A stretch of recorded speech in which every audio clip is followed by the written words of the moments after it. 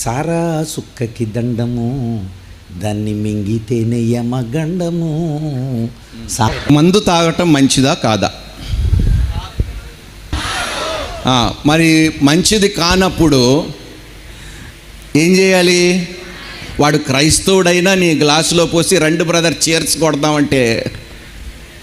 నేటి యువతకు అత్యంత అవసరమైన ఎడిక్షన్స్ అనే దాని గురించి మొదట మనం మాట్లాడదాం. That is very important. ఈ సొసైటీకి అది చాలా అవసరం. కాబట్టి ఫస్ట్ ఎడిక్షన్స్ గురించి మనం మాట్లాడదాం. ఈ వ్యసనాలని వాటి మీద టూకీగా మీ అభిప్రాయాలు ఏంటి? అసలు మీరు ఈ వ్యసనాలని ఎలా చూస్తారు? వాటి విషయంలో ఎలా ఓవర్కమ్ చేయాలని పిలుపునిస్తారు? ఒకవేళ ఎవరైనా వ్యసనాల బారిన పడిన యువకుడు మీ దగ్గరకు వస్తే మీరు ఏ విధంగా అతన్ని మరలా వాటి నుంచి విడుదల పొంది శక్తివంతంగా నిలబడి తనను తాను నిరూపించుకోగలిగే స్థాయికి ఎలా తీసుకొస్తారు? ఎందుకంటే మనందరి ఆత్మీయ అనుభవాలు చాలాసార్లు మీరు వేదికల మీద పంచుకున్నారు. మీరు పంచుకున్నారు, పాల్సన్ గారు పంచుకున్నారు, రాజా గారు పంచుకున్నారు, అందరూ పంచుకున్నారు, చాలామంది సేవకులు పంచుకున్నారు. సో కాబట్టి మీ అనుభవాలు నేటి యువతకు పాఠాలు కావాలి అనే ఆలోచనతో ఈ ఎడిక్షన్స్ మీద మీ అభిప్రాయాలు ఓపెన్గా మీరు మాట్లాడండి. ముందుగా ప్రభు పేట విజయన్నకి నా యొక్క శుభములు తెలియజేస్తున్నాను. Thank you. I commend you for the tremendous job that you doing with the youngsters. ఒకసారి గట్టిగా చప్పట్లు కొడుతూ దేవుని మహిమపరుచుతామా? ఇంతమంది యవ్వనస్తులని ఒక చోటకి తీసుకొచ్చి కేవలము వాక్యము వినిపిస్తున్న మీ యొక్క ఆ సేవ భారమును బట్టి నేను దేవునికి స్తోత్రాలు చెల్లిస్తున్నాను. God bless you. Truly I appreciate you what you doing. Thank you. Addictions నాతోనే ప్రారంభిద్దాం. ఒక మాజీ సినిమా నటుడుగా గత జీవితంలో కొన్ని విషయాలు నేను మీతో పంచుకుంటాను. మీరు కమ్యూనికేట్ చేసుకోండి, కానీ మాట్లాడకుండా కమ్యూనికేట్ చేసుకుంటే సంతోషిస్తాం. Thank you. మొట్టమొదటిగా బైబిల్ చాలా స్పష్టంగా ఒక వాక్యములో చీకటికి వెలుగుకి ఏమీ పొత్తు, మనం వెలిగింపబడిన వారమని వాక్యము మనకి తెలియపరుస్తుంది. చెడు స్నేహము మంచి నడవడిని చెరిపేస్తుందంట. సో ఫస్ట్ అండ్ ఫార్మోస్ట్ ఏమిటంటే అడిక్షన్స్ ఎలా ప్రారంభమవుతాయంటే ఇన్ఫ్లుయెన్స్తోని ప్రారంభమవుతాయి. ఎలా ప్రభావితం అవుతామంటే మొట్టమొదటిగా మన చుట్టుపక్కల ఉన్న వాతావరణమును బట్టి. నేను ఒక ఉదాహరణ ఇస్తా.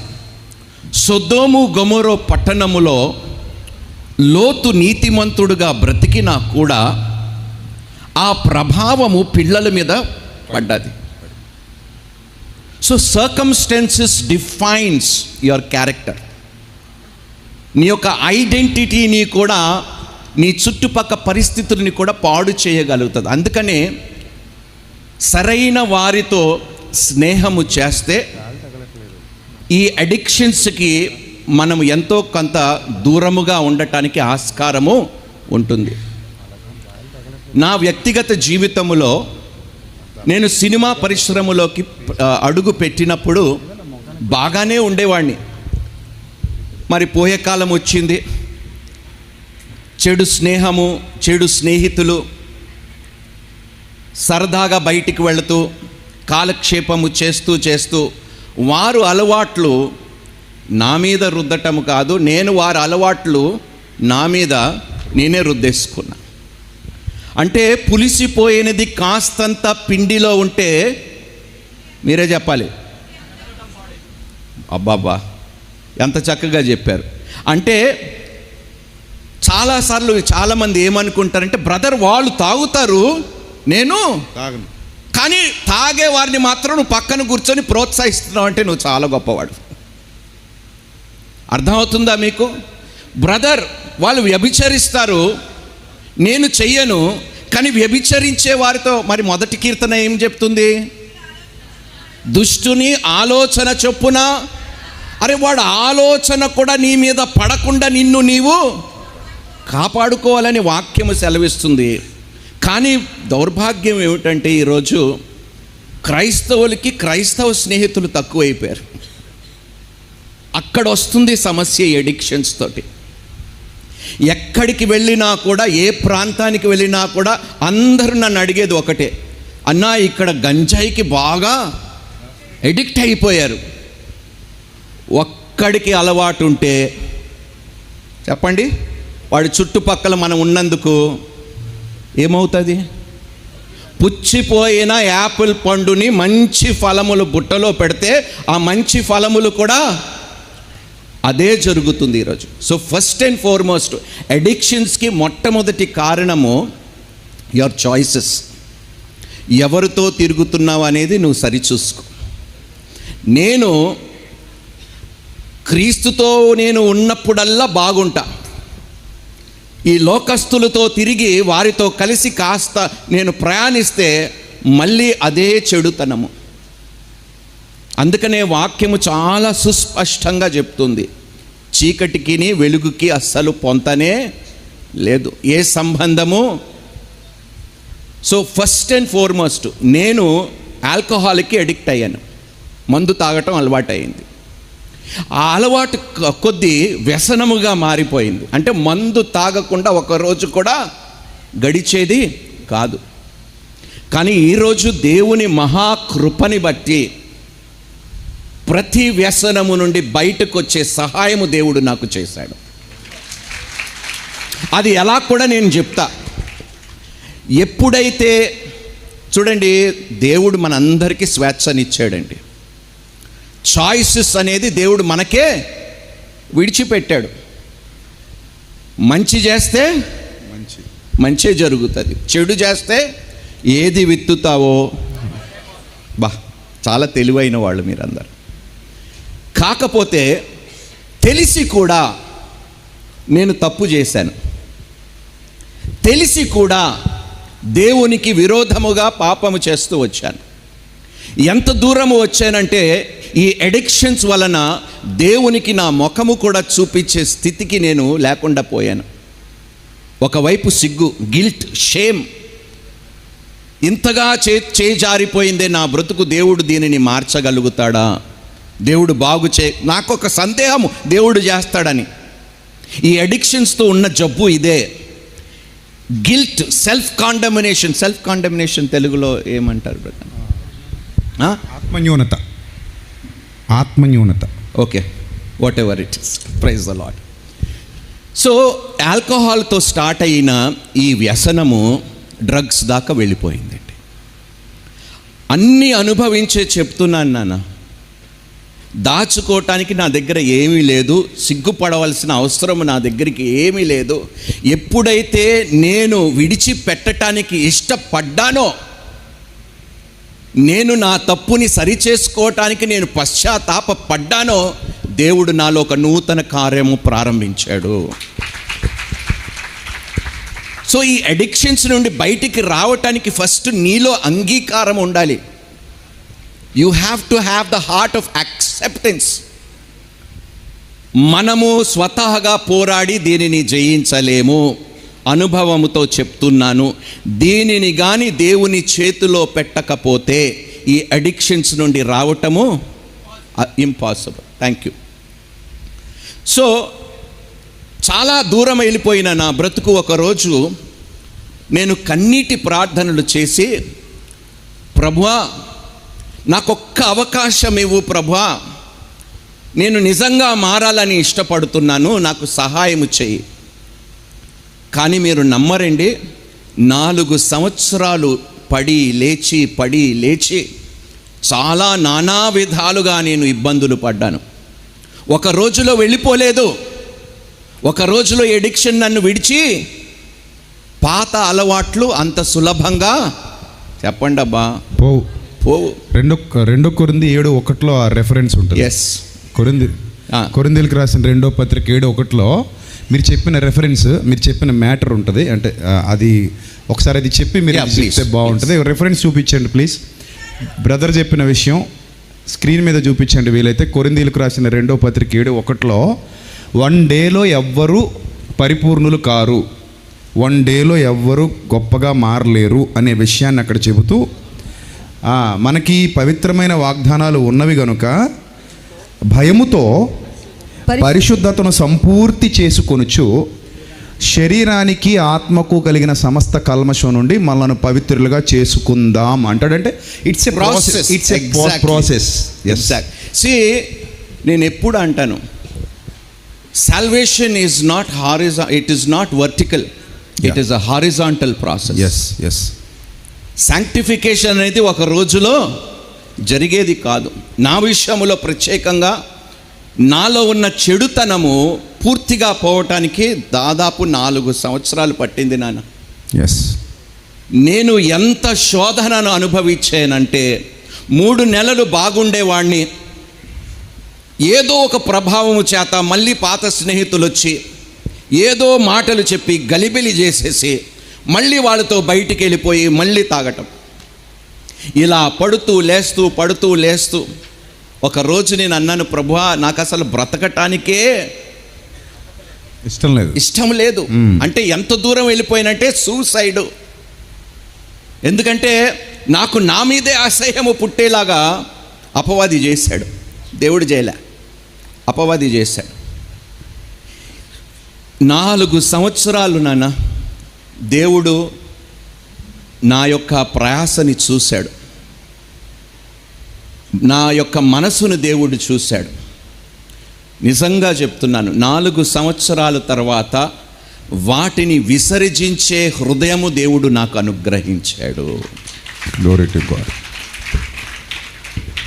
ఏ కళ్ళతో నేను పాపము చేసేవాడినో అదే కళ్ళతో నీతిని చూసే కృప దేవుడు నాకు అనుగ్రహించాడు. ఈ విధంగా చాలా అడిక్షన్స్ నన్ను అమ్మ ఇప్పుడు లిస్టు చెప్పుకుంటూ పోతే మీరే భయపడతారు, రైట్? అలా అని చెప్పి నేను ఒక్కడనే చెడ్డవాడిని మీరు అందరు నీతిమంతులు అనుకోకండి. అర్థమైందా? అంటే ఇలా మీరు మాట్లాడేటప్పుడు వాళ్ళు కూడా అద్దంలో చూసుకుంటారు. అదే అంతే కదా, ఎవరికి వాళ్ళు అద్దంలో నీతిమంతుడు లేడు, ఒక్కడూ లేడు. అందరూ పాపం చేసి దేవుడు అనుగ్రహించే మహిమను పొందలేకపోవచ్చున్నాము. సో ఈ ఎడిక్షన్స్ ఇంత తీవ్రతరం దాల్చి అంటే ఒక క్వశ్చన్ మీరు ఒక మాట చెప్పారు, మనం క్రైస్తవులతో సహవాసం చేయట్లేదు కాబట్టి ఎడిక్షన్స్ అవుతున్నాను. కొన్ని చోట్ల అంటే ఫర్ యువర్ ఇన్ఫర్మేషన్ కొన్ని చోట్ల నేను ఒకసారి ఒక చర్చ్కి వెళ్ళినప్పుడు మన వెస్ట్ గోదావరి సైడ్, అక్కడ చర్చ్లో పిల్లలందరూ ఫ్రెండ్సే, కలిసిమెలిసే ఉన్నారు, కానీ కలిసి అవుతున్నారు. ఏంటి పరిస్థితి? వాళ్ళు క్రైస్తవులేనా? కాదు. అంటే ఇక్కడ పాయింట్ ఏంటంటే మనం క్రైస్తవులతో సహవాసం చేయండి అని చెప్పాం.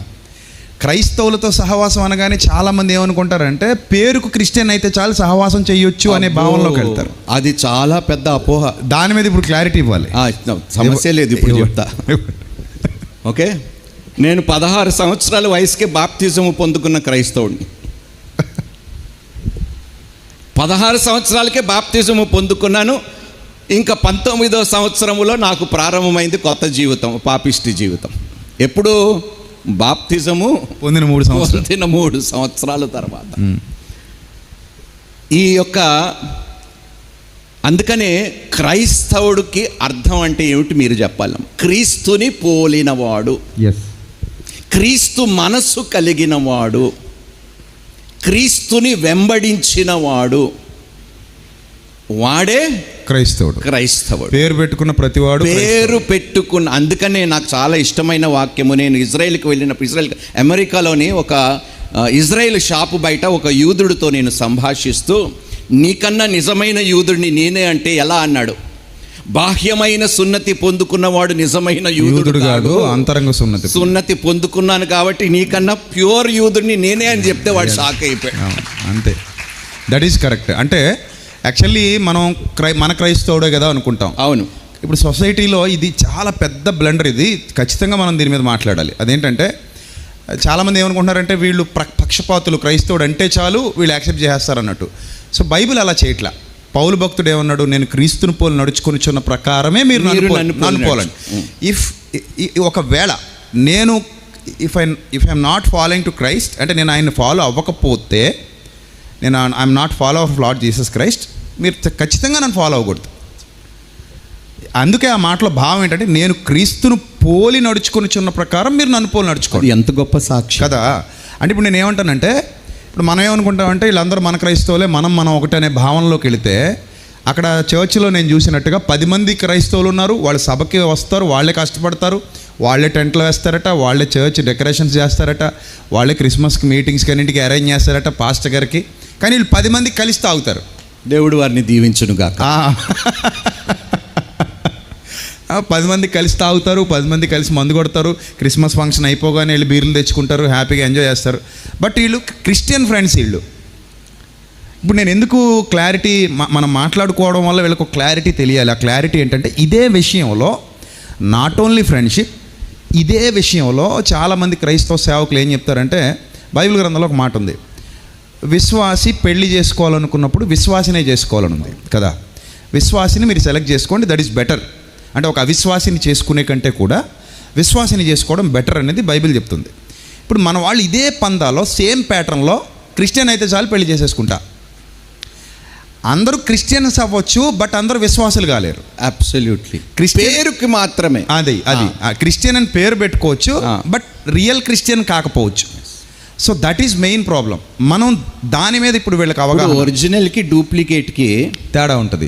ఒరిజినల్ క్రిస్టియన్కి డూప్లికేట్ క్రిస్టియన్ రెండు చూడటానికి ఇద్దరు గోధుమలు గురుగుల్లా సేమ్, బట్ వాళ్ళు ఐడెంటిఫై చేయాలి, ఇది గోధుమ, ఇది గురుగు.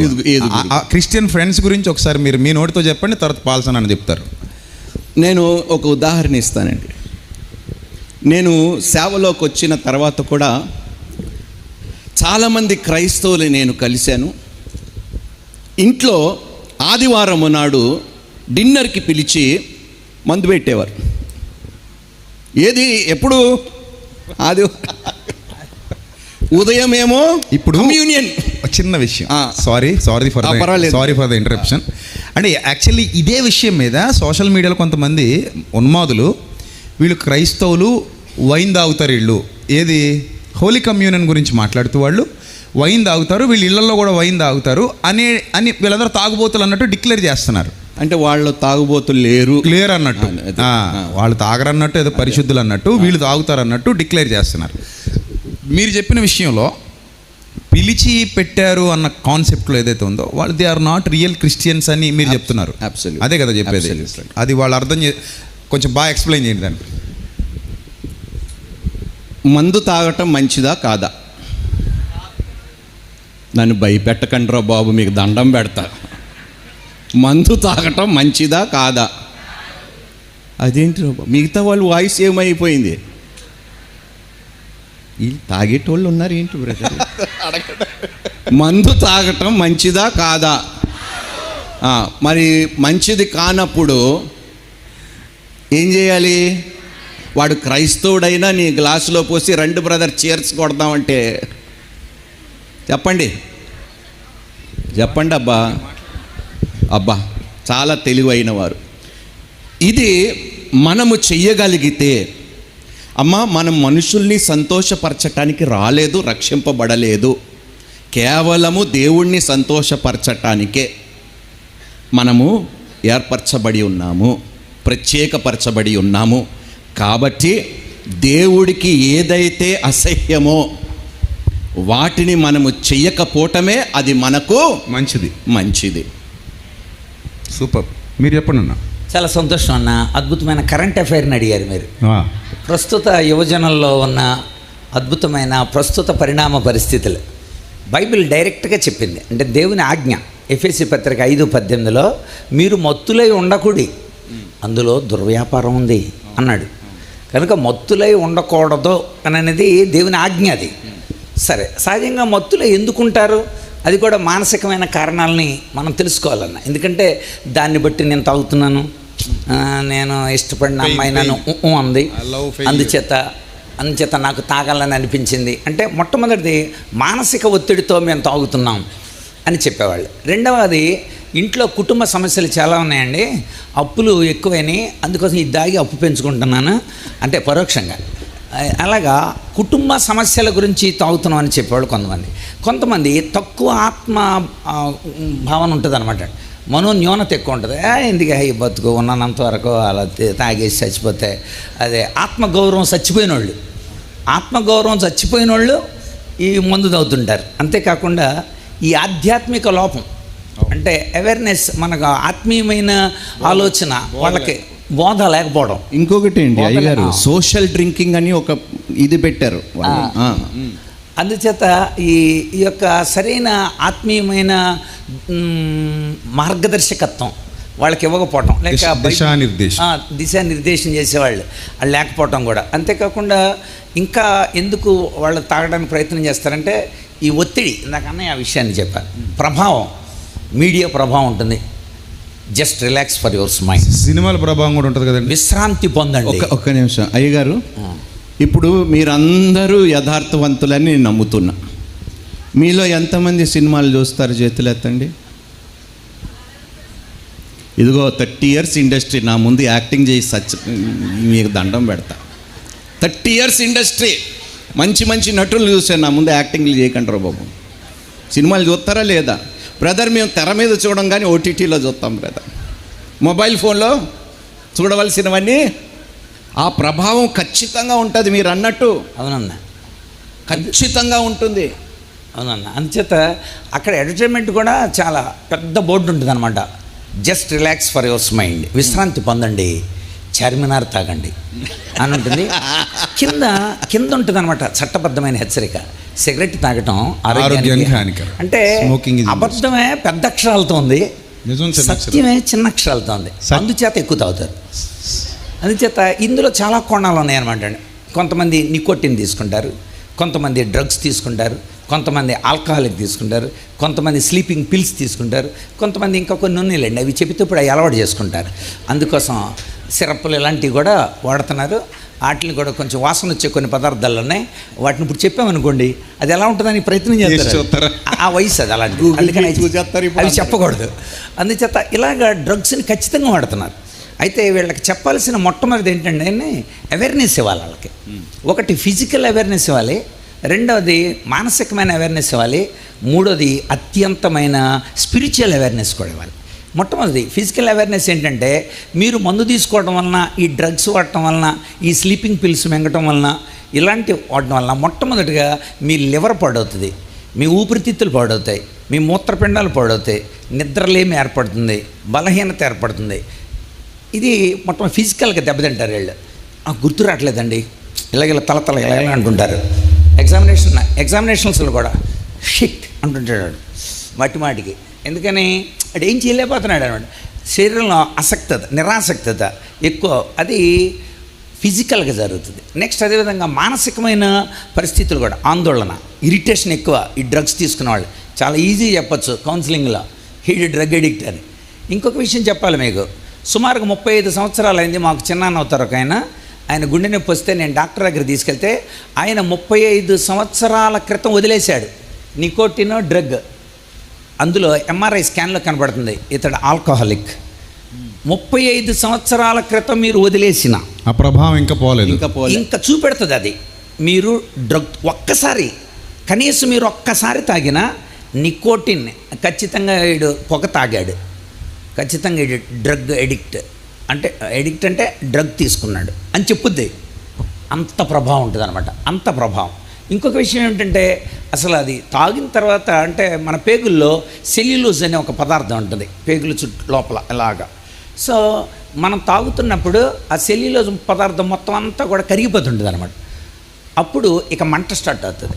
అందుచేత ఫిజికల్గా దెబ్బతింటారు, మానసికంగా చెప్పాను కదా, నిద్రలేమో వస్తుంది, ఆందోళన ఉంటుంది, కోపం ఉంటుంది, ఇరిటేషన్ ఉంటుంది, ఏ మాట మనం వినడానికి, అంతేకాకుండా జ్ఞాపకం చేసుకోవడానికి చాలా ఇబ్బంది పడిపోతారు.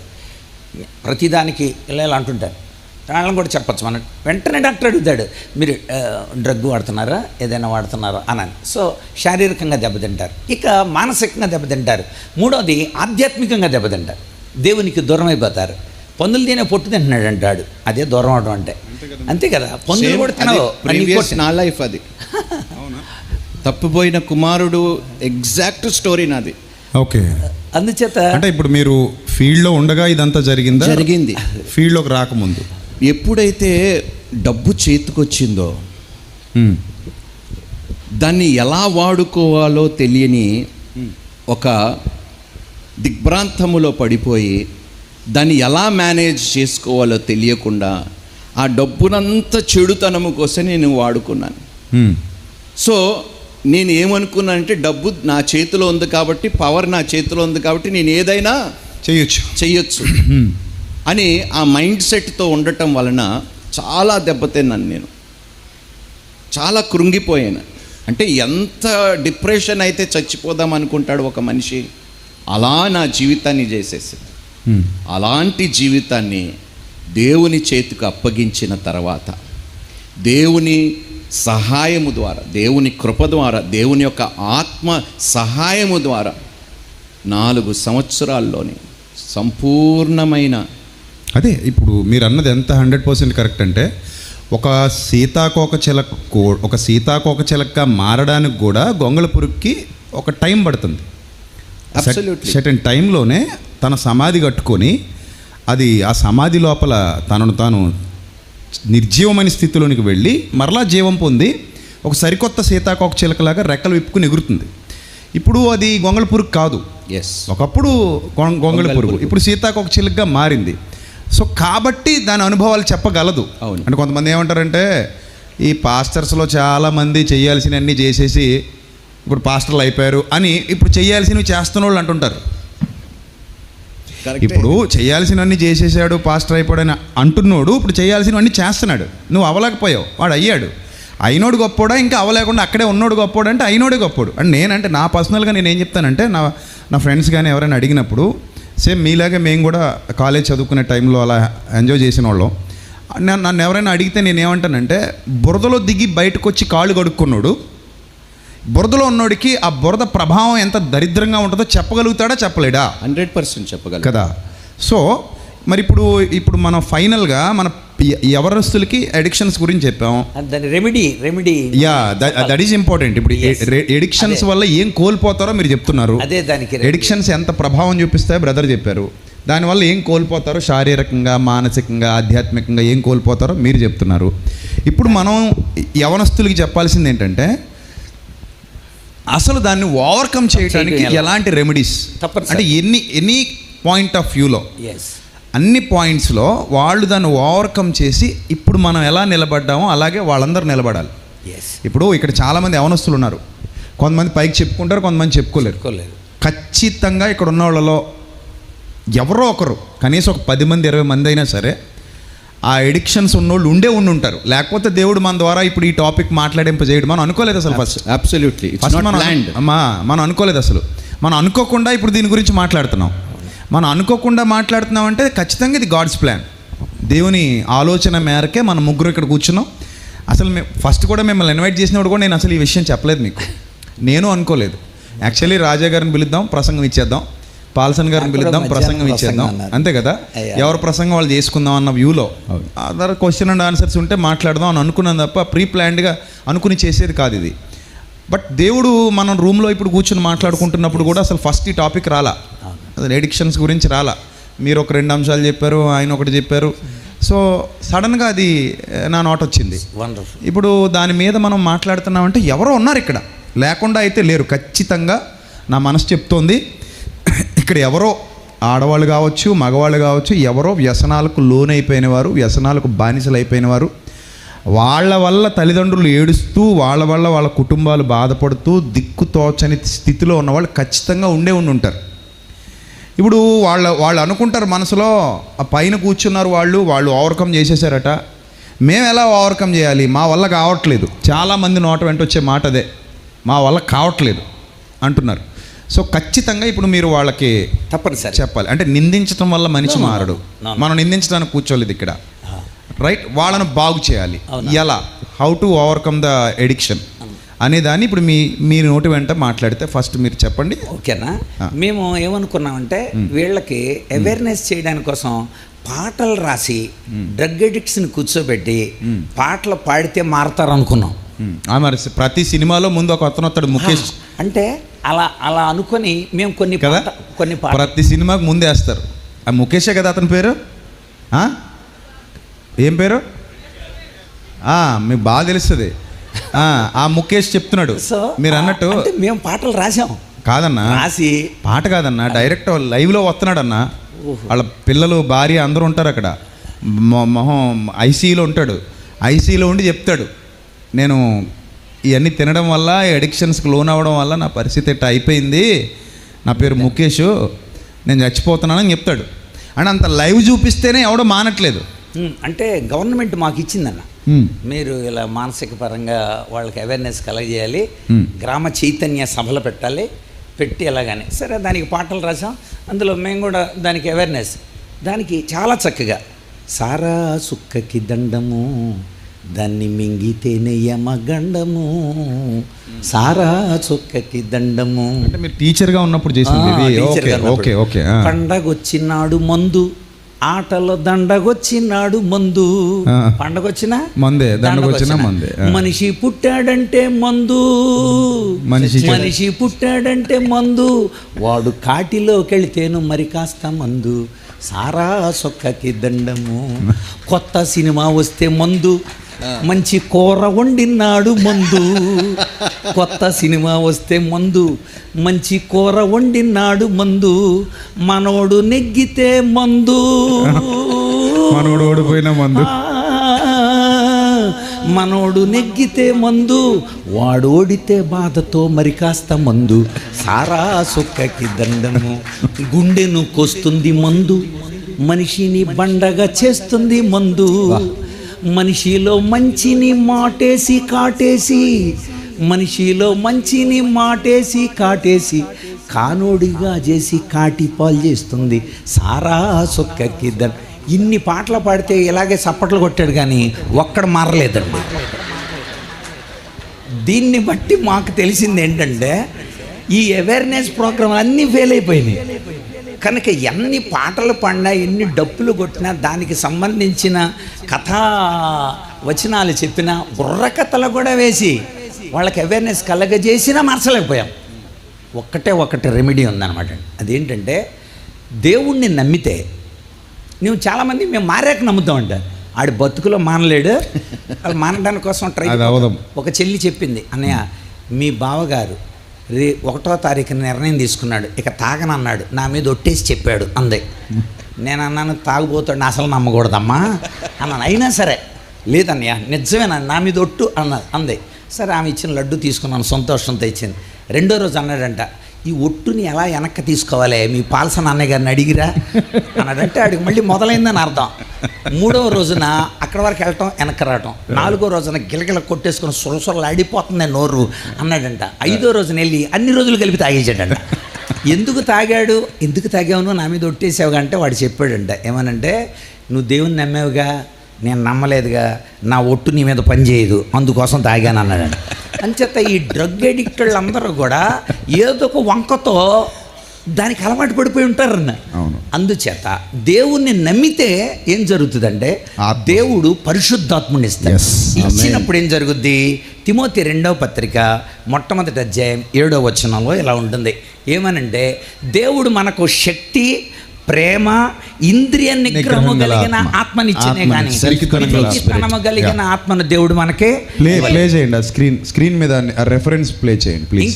ఇంకొక విషయం ఏంటంటే ఎవడైనా కనుక దేవుని యొక్క చిత్తాన్ని అలా నెరవేర్చడానికి దేవుని నమ్మి ఆయన రక్తంతో కడగబడి ఆయన ఆత్మను కలిగి ఉన్నాడు అనుకోండి, గలతీ పత్రిక 5వ అధ్యాయం 17వ వచనంలో ఉంటుంది, ఆత్మానుసారముగా నడుచుకునేవాడు శరీరేచ్ఛను నెరవేర్చాడు. అంటే శరీరేచ్ఛను నెరవేర్చడానికి ఆడి శరీరం ఇక పనిచేయదు, ఆత్మ ద్వారా అధీనంలో ఉంటుంది అన్నమాట.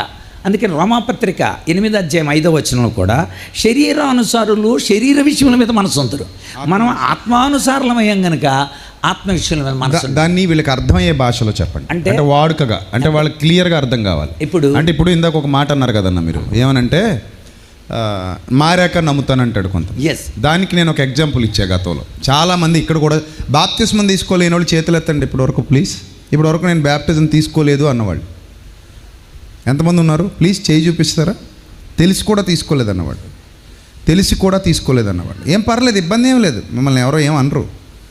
నాకు తెలుసు, వాక్యం తెలుసు, విన్నాను, చిన్నప్పటి నుంచి వింటున్నాను, కానీ నాకు ఎందుకో బాప్తిస్మం తీసుకోవడానికి ఆలోచిస్తున్నాను అన్నవాళ్ళు please raise your hand please.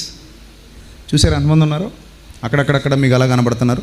So వీళ్ళ రీజన్ ఏం చెప్తారంటే, చాలామంది మారిన తర్వాత నేను మానాల్సినవి కొన్ని ఉన్నాయంట, నేను మార్చుకోవాల్సినవి కొన్ని ఉన్నాయి, నేను మారాల్సినవి కొన్ని ఉన్నాయి, అవి సెట్ చేసుకున్నాక అప్పుడు దేవునిలోకి వస్తా అంటారు.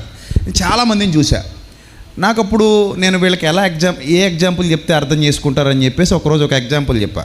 అదేమంటే, రోడ్డు మీద నీకు యాక్సిడెంట్ అయింది, నెక్స్ట్ మినిట్లో 108 వస్తుంది, అంబులెన్స్ వస్తుంది. నువ్వు ఎక్కడికి వెళ్ళాలి? ఇప్పుడు హాస్పిటల్కి వెళ్ళాలి.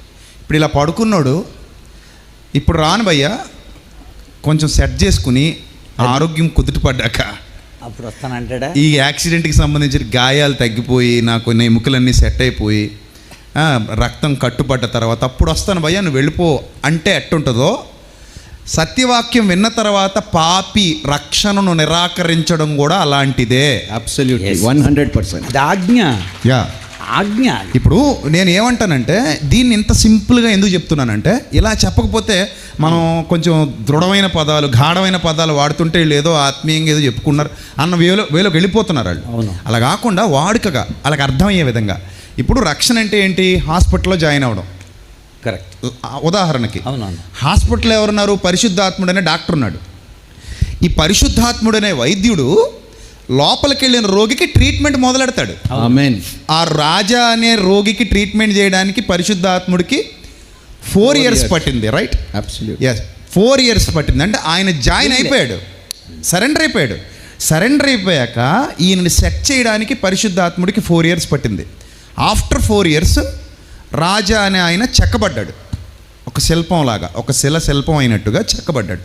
In the same sense Paulson అనే ఆయన చెక్కబడ్డానికి లోపరుచుకోవటం మీద ఆధారపడి ఉంటుంది. అవును. అంటే ఫిలిప్పీ పత్రిక 3వ అధ్యాయం 21 ఇలా ఉంటుంది, తనకు లోపరచుకొనజాలిన శక్తిని బట్టి ఆయన మన దీన శరీరమును తన మహిమ కలిగిన శరీరానికి సమరూపంగా మారుస్తాడు. అంటే ఎంతగా నువ్వు లోపరుచుకుంటున్నావు, ఎంత సరెండర్ అవుతున్నావు దేవునికి. అందుచేత అక్కడ కూడా యాకోబు రాస్తూ 1:27 అంటాడు, నిష్కళంకమైన భక్తి ఏంటంటే, యెహోలోక మాలిన్యము తనకు అంటకుండా ఆడు జాగ్రత్త పడాలి, తనను తాను కాపాడుకోవాలి, సరిచేస్తూ ఇష్టపడాలి. ఆ మాలిన్యము వాడికి అంటుకోకుండా కాపాడుకోవాలి. తన బిల్లు లేకుండా, తన అంగీకారం లేకుండా దేవుడు ఏ కార్యం ఏమి చేయలేడు. ఉదయం అనే తలుపుకి 2 తాళాలు ఉంటాయి. అవును, 2 తాళాలు అంటే, ఒకటి లోపల నుండి నువ్వు తీయాల్సింది, రెండోది బయట నుండి దేవుడు. ఇప్పుడు ఎడిక్షన్స్ లో ఉన్నాడు, దేవుడు తీసేశాడు నిన్ను బాగు చేస్తానని, ఇప్పుడు నువ్వు తీయాలి. నాయనా నువ్వంటే నాకు ఇష్టమే, నువ్వు నన్ను బాగు చేయగలిగిన వాడు. ఆయన వచ్చేసి చెప్పేశాడు ఐ లవ్ యూ అని. నువ్వు లోపల నుండి తాళం తీసి, ప్రభువా నువ్వంటే నాకు ఇష్టం, నువ్వు నన్ను బాగు చేయగలవాడు అని మనల్ని మనం సరెండర్ అయినప్పుడు, అందుకని మీ శరీరాలు సమర్పించండి. రోమాపత్రిక 12:1 మీరు పరిశుద్ధముగా దేవునికి అనుకూలంగా ఉండటానికి మీ శరీరాలు సబ్మిట్ చేయండి. దేవుడికి సబ్మిట్ చేస్తే దేవుడు మనల్ని కడిగి, మన గాయాలేంటో వాటిని కడిగి మనకు మంది. చాలా మంది యొక్క భావజాలం ఈ టైంలో చాలా అవసరం మనం మాట్లాడుకునే విషయంలో. అవును, పరిశుద్ధాత్ముడు మురికి గల చోట ఉండడు అనేది చాలా మంది యొక్క భావజాలం. కానీ వాస్తవానికి మురికి బాగు చేయడానికే పరిశుద్ధాత్ముడు వస్తున్నాడు. నేను మురికి శుభ్రం చేసుకుని ఆహ్వానిస్తానంటే కుదరదు.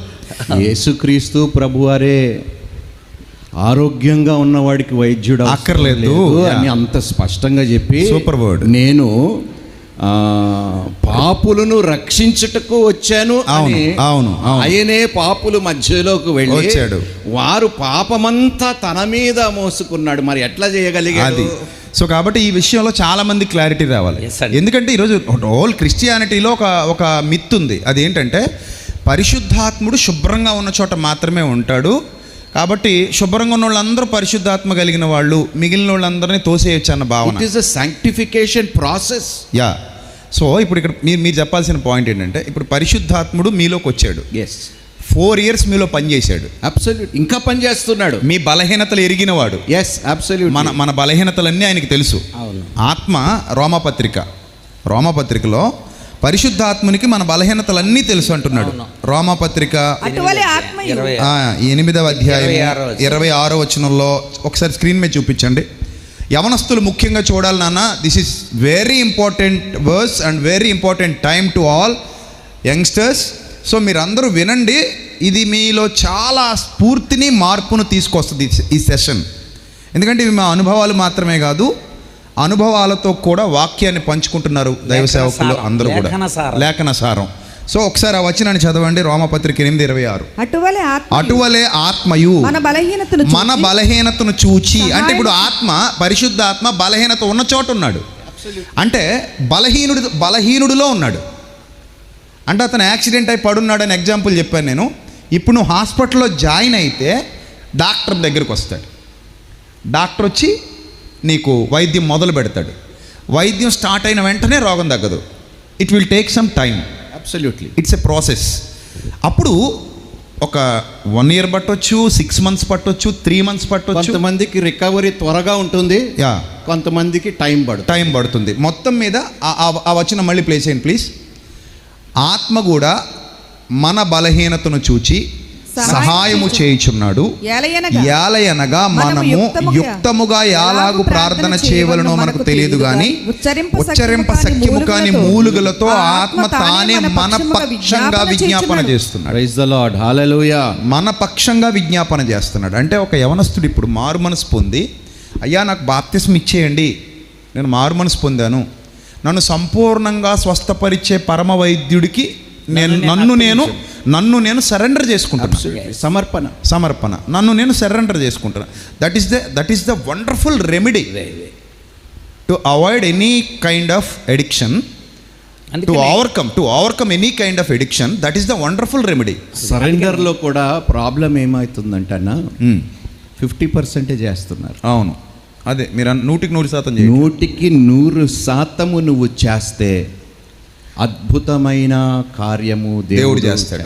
దేవుని నామానికి మహిమ కలుగును గాక. అందుకని ఆత్మ పూర్ణులై ఉండండి. అవును, పదాన్ని వాడతారు. అవును. ఇంకోటి ఏంటంటే తెస్సలోనిక రాస్తూ 2వ పత్రిక 2:13 ఎలా అంటాడు, ఏమనంటే ఆత్మ ద్వారా మీరు పరిశుద్ధపరచబడుట వలన. అలాగే పేతురు 1వ పత్రిక 1:2 కూడా ఆత్మ ద్వారా మీరు పరిశుద్ధపరచబడుట వలన. అంటే ఏంటి, పరిశుద్ధాత్ముడు నిరంతరం, అసలు పరిశుద్ధాత్ముడు రావడమే మనల్ని క్లీన్ చేయడానికి వచ్చాడు.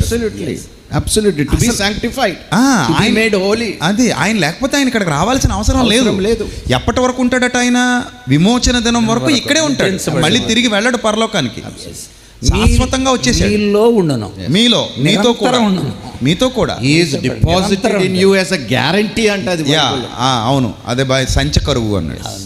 సంచకరువు అంటే అడ్వాన్స్ డిపాజిట్ ఆర్ అడ్వాన్స్ సంచకరువు. అందుచేత వాళ్ళు యేసు ప్రభు నామంలో తమ పాపాలు ఒప్పుకొని ఆయన రక్తంతో కడగబడి పరిశుద్ధాత్మని వాళ్ళు కలిగి ఉన్నప్పుడు ఆ పవర్, ఇంద్రియ నిగ్రహం కలిగిన ఆత్మ వస్తుంది. అలాగే నమ్మిన వాళ్ళు అండి చాలామంది. మా చర్చిలో ఒక డ్రగ్ ఎడిక్ట్ నమ్ముకున్నాడు, రోజులో 2-3 సార్లు తాగేవాడు. అలాంటి వాడు నమ్మిన తర్వాత ఆ వాసనే తనకు పడట్లా. అసలు ఆ సెన్సేషనల్ అంటే అలాంటి మార్పు ఎలా కలుగుతుంది? మా పేట అంతటి కూడా అది ఆశ్చర్యం. అక్కడున్న చర్చిలో ఎందుకు ఆశ్చర్యం అంటే అది నాకు కూడా స్వీయ అనుభవం. ఎందుకంటే నేను సిగరెట్స్ కాల్చేవాడిని ఇప్పుడు కాలేజ్ చదువుకునే టైంలో 2002-03 2001 ఆ టైంలో. ఇప్పుడు ఎవరైనా సిగరెట్ కాల్చే వాళ్ళ వాసన వస్తే నాకు పడదు. Same to same. ఎంత మార్పు. నేను మానేసి చాలా సంవత్సరాలు అవుతుంది. ఎప్పుడో చదువుకునే టైంలో కాల్చాను.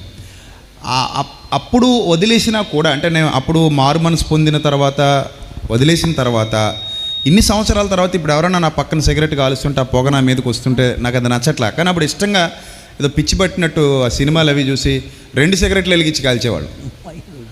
ఒకటి కాదు, అంటే ఈ పక్కన ఒకటి ఉండాలన్నట్టు, అదో పిచ్చి. సో అంటే అలాంటి ఒక నీచమైన స్థితిలో నుంచి ఇప్పుడు దాని మీద అసహ్యం పుట్టే స్థాయికి పరిశుద్ధాత్ముడు మనల్ని తీసుకొచ్చాడు. అంటే మనలో పనిచేస్తున్న పరిశుద్ధాత్ముడు వీళ్ళలో కూడా పనిచేస్తాడు కదా. యవనస్తులు 100% పనిచేస్తాడు. కానీ సరెండర్ అవ్వాలి, ఒప్పుకోవాలి. అంటే ఈ జబ్బు పోవాలి. ఏ జబ్బు పోవాలంటే నన్ను నేనేదో సెట్ చేసుకున్న డాక్టర్ గారి దగ్గరికి వస్తా, అది అసాధ్యం అవ్వదు. అది మనం ఆయన చేతికి అప్పగించుకుంటేనే జరిగేది. రక్షణలో ఉన్న ఈ గొప్పతనం చాలా మందికి అర్థం కాల. కొంతమంది శారీరకంగా కాకుండా దేవుడు ఆత్మ మన లోపల మన నాస్టిసిజం, జ్ఞానతత్వవాదం చెప్పినట్టు శరీరంతో ఏ పనులైనా చేసుకోవచ్చు. ఆత్మలో దేవుడు ఉంటాడు ఉమ్. అనే భావన యవనస్తులు ఎక్కువ మంది. అవును అవును అందుకని అక్కడ ఏమన్నాడు, మీ శరీరాలు ఆయనకి సమర్పించండి. అవును. మీ రోమా శరీరం- 12:1. మళ్ళీ అందులో చివరిలో ఒక మాట, ఇట్టి సేవ మీకు యుక్తమైనది. యుక్తమైనది అంటాడు. అంటే ఇప్పుడు నువాకరం డబ్బాలో పాలు పోసుకొని తాగం, దెబ్బకి సత్తాం మనం. అవును. అంచేత పాలు మంచియే, అవును. డబ్బా కూడా క్లీన్ ఉండాలి. డబ్బా బాగుండాలి. అందుకని శరీరాన్ని దాని క్రియలతో సహా, అవును శరీరము దాని ఇచ్చలతో సహా మీరు సిలివేసి ఉన్నారు అవును. అన్నాడు గలతీ పత్రిక యోబు ఒక మాట 5:25-24 వచనాలు. యోబు ఒక మాట్లాడంటే, చిన్న వయసు నుండి నేను పాపముని విసర్జించి ఉన్నాను అని ఒక అద్భుతమైన మాట యోబు అంటాడండి. అంటే ఫస్ట్ ఆఫ్ ఆల్ మిమ్మల్ని మీరు అసహించుకోవటం మానేయండి, ఎస్ అదే ఆత్మన్యోన్యం. పాపముని అసహించటము ప్రారంభించండి. అంతే. ఆటోమేటిక్గా కార్యము మీలో ప్రారంభం అవుతుంది. అవునండి. పాపిని ప్రేమించాడు దేవుడు, పాపాన్ని ద్వేషించాడు. పాపాన్ని ప్రేమించలేదు దేవుడు. పాపాన్ని ద్వేషించాడు. పాపిని ప్రేమించాడు, పాపాన్ని ద్వేషించాడు. పాపాన్ని ద్వేషించాడు. నువ్వంటే ఇష్టమే, కానీ నీలో ఉన్న తత్వం దేవుడికి ఇష్టం లేదు, అది తీసేయడానికి ఇష్టం. నీకు కూడా అంతే. ఇప్పుడు నువ్వంటే నీకు ఇష్టం, రోడ్డు మీద వెళ్తూ ఏదో తొక్కుతావు కాలుకి, అంటే ఇక్కడ కూడా అది నీకు అసహ్యం తప్ప నీకు కాలంటే నీకు అసహ్యం కాదు. పాపికి, అంటే పాపిని ప్రేమించాడు అనుకన్నా పాపికి కూడా కృప చూపించాడు దేవుడు. అదేనండి, ఉమ్. ప్రేమలోనే అంటే కృప. ఇప్పుడు చాలామంది బయట అర్థం కాని వాళ్ళు ఏమంటున్నారంటే, పాపిని చంపేయాలి కదా, ఎందుకు మీ దేవుడు క్షమిస్తున్నాడు, పాపాన్ని ఎందుకు ప్రోత్సహిస్తున్నాడు, పాపిని రక్షించడం ఏంటి, ఇవి సోషల్ మీడియాలో వస్తున్నటువంటి క్వశ్చన్స్. వాళ్ళకి అర్థం కాల, అసలు రక్షణ సంకల్పమే అర్థం కాలేదు కాబట్టి అలాంటి క్వశ్చన్స్ వేస్తున్నారు. కానీ ఇక్కడున్న వాళ్ళకి కూడా ఒక విషయం క్లారిటీ రావాలి. దేవుడు పాపిని రక్షిస్తున్నాడు అంటే గలతీ పత్రికలో చెప్పినట్టుగా పాపానికి సర్టిఫికెట్ ఇవ్వట్లా. ఇంకొక మాట మీరు అన్నది కూడా యెహెజ్కేలు గ్రంథంలో ఒక మాట అంటాడు, పాపము చేసిన వాడు తన పాపముని విడిచిపెట్టి నీతిని అనుసరిస్తే ఆ పాపముని దేవుడు క్షమిస్తాడు. నీతిగా వ్యవహరిస్తూ మళ్ళీ పాపము చేస్తే గతములో చేసిన ఆ నీతి లెక్కలోకి రాదు. ఎంత స్పష్టంగా సుస్పష్టంగా అవును. వాక్యము సెలవివ్వబడింది. 100%. అయితే ఇప్పుడు వాళ్ళు ఏమనుకుంటున్నారంటే బ్రదర్, వాళ్ళు దేవుడు పాపానికి లైసెన్స్ ఇస్తున్నాడు అనుకుంటున్నారు. అదే hyper grace. Yeah, hyper grace. Yeah, కానీ దేవుడు అలా ఇవ్వట్లా. రోగిని రమ్మని డాక్టర్ గారు పిలుస్తున్నది రోగాన్ని పెంచడానికి కాదు, రోగిగా ఉంచడానికి కాదు. వచ్చిందే యేసు రక్షకుడు. ఇప్పుడు రోగాన్ని పెంచడానికి కాదు, రోగిగా ఉంచడానికి కాదు, పూర్తిగా రోగాన్ని తీసేయటానికి. స్టార్టింగ్ అంటే తన ప్రజలను వారి పాపము నుండి విడిపించడానికి, విమోచించడానికి అవును రక్షకుడిగా వచ్చి ఆయన రావడమే పర్పస్. అది Yes, yes. పాపము నుండి యోహాను 1:5 పాపములు తీసివేయుటకే ఆయన ప్రత్యక్షమైన. ఇప్పుడు ఇంత వాక్యం విన్నారు కదా, ఇంత మనం మాట్లాడుకున్న వాక్యం ఎన్నో రెఫరెన్సెస్ చెప్తున్నాం, విన్నారు. ఇప్పుడు వినుట వల్ల ఎవరికో ఒక వ్యక్తికి, ఒక ఎడిక్షన్ ఉన్న వ్యక్తికి విశ్వాసం వచ్చింది. వెంటనే అతడు జైలు అధికారి లాగా, జైలు అధికారి ఎన్ని రోజులు టైం తీసుకున్నాడు? 4 పాటలు విన్నాడు, మహా అయితే 10 పాటలు వినుంటాడు. ఆ రాత్రి అంతకు మించి పాడలేరు కదా, 10 పాటలు వినుంటాడు. ఆ 10 పాటలు విన్న తర్వాత పౌలు శీల గట్టిగా పాటలు పాడారు. ఆ పాటల్లో వాక్యమే ఉంది, మంచి మంచి వాక్యానుసారమైన పాటలు పాడారు. ఆ పాటల ద్వారా మారు మనసు పొందాడు. ఇప్పుడు వచ్చి ఆ భూకంపం కలగగానే వచ్చి అడుగుతున్నాడు, నాకు బాప్తిస్మం ఇచ్చేయండి, అయ్యలారా రక్షణ పొందడానికి నేనేం చేయగలను అంటే ఆ రాత్రి ఇచ్చేసాడు బ్యాప్టిజం. అంటే ఇప్పుడు ఇక్కడ కూర్చున్న చాలా మంది నేను రోగిని గుర్తిస్తే చాలు ఫస్ట్ అడ్మిటింగ్. ఎస్, ఏమీ అక్కర్లేదు, చాలు, ఇంకేమీ అక్కర్లేదు. నేను రోగిని అని గుర్తిస్తే చాలు. ఓ యవనస్తుడా, తమ్ముడు, చెల్లెమ్మ, ఇంకేమీ అక్కర్లేదు, నువ్వు బాప్తిస్మం తీసేసుకోవచ్చు. ఇది మతం మారడం కాదు. అందుకనే ఇది మతం మారడం కాదు, నీకు నీ లోపల పరిశుద్ధాత్ముడు ఉండడానికి నువ్వు ఆహ్వానిస్తున్నావు అంతే. నీవు పూర్ణముగా విశ్వసించిన ఎడల పొందవచ్చును అన్నాడు నపుంసకుడితో. అవును, నపుంసకుడు అయ్యా నీళ్లున్నాయి, ఇదిగో నీళ్లు, నాకు బాప్తిస్మం ఇచ్చుటకు ఆటంకమే. వెంటనే అంటాడు నీవు పూర్ణముగా విశ్వసించిన పొందవచ్చు. అవును, 100%. పరిపూర్ణంగా ఆయన నా రక్షకుడు, అంతే. ఆయన నన్ను బాగు చేస్తాడు. నేను బాప్తిస్మం పొందిన నాట నుండి పరిశుద్ధాత్ముడు పనిచేయడం ప్రారంభిస్తాడు. అబ్సల్యూట్లీ. ఆ కుళ్ళు తీసివేయడం ప్రారంభిస్తాడు, ఆ చెత్త తుడిచేయడం ప్రారంభిస్తాడు. నువ్వు నమ్మిన క్షణమే నువ్వు బాప్తిస్మం తీసుకోవచ్చు. నువ్వు హాస్పిటల్కి వెళ్తున్నావు అన్నమాట. ఇప్పుడు పాయింట్ చాలా మందికి క్లియర్ అవుతుందా? ఇంత క్లియర్గా మాట్లాడుతున్నాం కాబట్టి మీకు చాలా పాయింట్స్ క్లియర్ అవుతాయి. చెప్పండి అమ్మా. వేదికను అలంకరించిన పెద్దలందరికీ నా వందనాలండి. మీరు ఇప్పుడు మాట్లాడుతూ ఏమన్నారంటే మనం ప్రభువులోనికి వచ్చాం కాబట్టి పరిశుద్ధాత్మ మనలో ఉండి మనల్ని ఆ తప్పు త్రోవ నుండి మనం మంచి మార్గంలోనికి, మరి లోకంలో ఉన్న చాలా మంది కూడా చెడు అలవాట్లు లేని వాళ్ళు ఉన్నారు కదా, మరి వాళ్ళలో ఏ శక్తి పనిచేస్తుంది? తల్లి ఒక్క నిమిషం అమ్మ, నేను అడ్రస్ చేస్తాను. చెడు అలవాటులు లేనివాడు మీకు దండం పెడతాను తల్లి. అమ్మ, మందు తాగనోడికి వేరే ఒక చెడు అలవాటు ఉంటుంది. అమ్మ, వ్యసనం అనగానే ఓన్లీ ఒక్కటే కాదు, ఒకటి అబద్ధం చెప్పడం చెడ్డదా మంచిదా? కొన్నిసార్లు తాగుబోతులే నిజాలు చెప్తారు. నిజం చెప్తున్నానన్న, వాడు తాగి నిజంగా ఎక్కుతాడు, వాడు మనసులో ఉంటుంది. అమ్మ, దాన్ని మీరు సవరించుకోవాలి ఆ ప్రశ్న కదండి. మీకు 7-4 అంటాడు. వారిలో మంచివారు ముండ్ల చెట్టు వంటి వారు, వారిలో మేము యథార్థవంతులని చెప్పుకున్నవారు ముండ్ల కంచి కంటేను ముండ్లుగా ఉంది. చెప్పుకునే దాన్ని బట్టే మనం డిసైడ్ చేసేస్తున్నాం, అది రియల్ గా మనకి తెలీదు అని. దేవుని ఆ వాక్య భావం ఏంటంటే ఎవరి హృదయములో అసలు ఏముంది ఎవరికి తెలియదు, దేవునికి తప్ప. అసలు మనకు కూడా తెలియని విషయం అది. వాళ్ళు మంచివారుగా కనబడుతున్నారు, వారిలో మంచివారు ముండ్ల చెట్టు వంటి వారు. అవును, వారిలో యథార్థవంతులు ముండ్ల కంచి. నువ్వు అడిగిన క్వశ్చన్ కరెక్ట్ అమ్మా. ఇప్పుడు ఇక్కడ మాట్లాడుతున్న సందర్భం ఏదైతే ఉందో ఓన్లీ ఫర్ ఎడిక్షన్ కాదు, ఇక్కడ మాట్లాడుతున్నది సంపూర్ణంగా ఒక మనిషి పాపం నుండి విడుదల పొందాలి. పాపం అంటే ఏంటి? ఆజ్ఞాతిక్రమం. ఆజ్ఞను అతిక్రమించడమే పాపము. అంటే యవనస్తులు ఉన్నారు కాబట్టి వాళ్ళు ప్రస్తుతం ఉన్న స్థితిని బట్టి వాళ్ళకి పూర్తి విషయాన్ని అర్థం చేయించడానికి ఈ మెయిన్ ప్రాబ్లం గురించి ఇక్కడ డిస్కషన్ చేస్తున్నాం అంతే. కానీ ఇది ఒక్కటే కాదు. అబ్సల్యూట్లీ. ఇప్పుడు నేను తాగుడు మానేశాను కాబట్టి నేను పరలోకం పోతానంటే కుదరదు, అవ్వదు కదా. ఇంకా ఏముందో లోపల. ఒక వ్యక్తి క్రీస్తు యొక్క సంపూర్ణత్వంలోనికి నడిపించాలి, ఒక వ్యక్తిని క్రీస్తు సారూప్యంలోనికి తీసుకుని రావాలన్నాడు పౌలు. సకల విధములైన జ్ఞానముతో నేను వారికి నేర్పిస్తూ అనుభవ జ్ఞానంలోనికి నడిపిస్తూ క్రీస్తు యొక్క సారూప్యంలోనికి. గలతీయులకు రాసిన పత్రికలోనే అపవాది కార్యాలు కాదు, శరీర క్రియల గురించి మాట్లాడుతూ జారత్వము 5వ అధ్యాయంలో 26వ వచనంలో ఒకసారి డిస్ప్లే ప్లే చేయండి. 21 మీరు ఆత్మచేత నడిపింపబడిన ఎడల ధర్మశాస్త్రములకు లోనైన వారు కారు, శరీర కార్యములు స్పష్టమైనవి అవేవనగా జారత్వము, ఇది మనలో ఉన్నవి, అపవాది కాదు చేయిస్తున్నది, మన శరీరములోనే ఉన్నాయంట, నాటుకుపోయినాయంట. ఈ చెడుతనం అన్నిటినీ పెక్కిలి వేయటానికే క్రీస్తు ఈ లోకానికి వచ్చి ఆయన వెళ్ళిపోయిన తర్వాత పరిశుద్ధాత్మను మనకు అనుగ్రహించి సహాయము చేస్తున్నాడు. అవును, ఇవన్నీ మన లోపల. మార్కు 7:21 హృదయములో నుండి బయటకు వచ్చి మనిషిని అపవిత్రపరుస్తున్నాయి, హృదయంలో నుండి వస్తుంది ఆల్రెడీ మ్యాన్. సో కాబట్టి ఒక ఎడిక్షన్ అనేది ఆల్రెడీ అతనిలో గూడు కట్టుకుపోయిన ఆ పాపపు ఆలోచనల నుండి పుడుతుంది. ఒక తాగుడైనా, ఒక వ్యభిచారమైనా, దొంగతనమైనా, అబద్ధమైనా, మోసమైనా కొన్ని కనిపిస్తాయి, కొన్ని కనిపించవు. కొన్ని బయటికి తెలుస్తాయి, కొన్ని బయటికి తెలియవు. మోహపు చూపు ఉంది, ఎవరు పసిగట్టగలరు దాన్ని?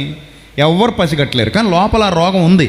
ఇప్పుడు కుంటితనం తెలుస్తుంది, గుడ్డితనం తెలుస్తుంది, అవిటితనం తెలుస్తుంది, పెరాలసిస్ వస్తే తెలుస్తుంది. హార్ట్ స్ట్రోక్ ఎలా తెలుస్తుంది?